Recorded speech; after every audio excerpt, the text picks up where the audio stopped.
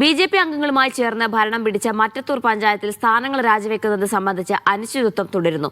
രാജിയില്ലെങ്കിൽ മുഴുവൻ പേരെയും അയോഗ്യരാക്കാൻ നടപടിയെടുക്കുമെന്ന DCC പ്രഖ്യാപനത്തിൽ ഇന്ന് തുടർ നീക്കങ്ങൾ ഉണ്ടായേക്കും. രാജിവെക്കില്ലെന്നും KPCC നേതൃത്വവുമായി ബന്ധപ്പെട്ട് പ്രശ്നപരിഹാരത്തിന് ശ്രമിക്കുന്നു എന്നുമാണ് നടപടി നേരിട്ട TM ചന്ദ്രന്റെ നിലപാട്.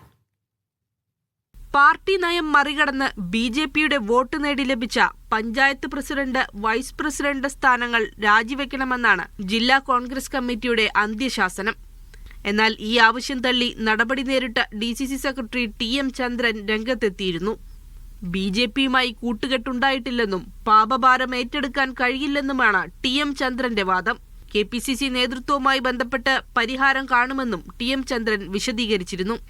രാജിവെക്കാനുള്ള സമയപരിധി ഇന്നലെ അവസാനിച്ച സാഹചര്യത്തിൽ അയോഗ്യരാക്കുന്ന നടപടികളുമായി പാർട്ടി മുന്നോട്ടു പോകുമോ എന്നതാണ് പ്രധാനം.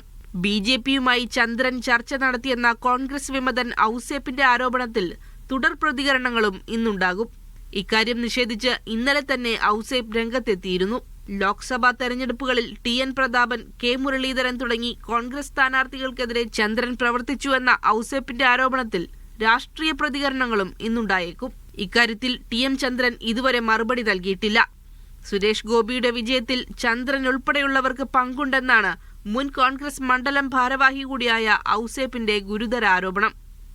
മീഡിയ 1 തൃശൂർ.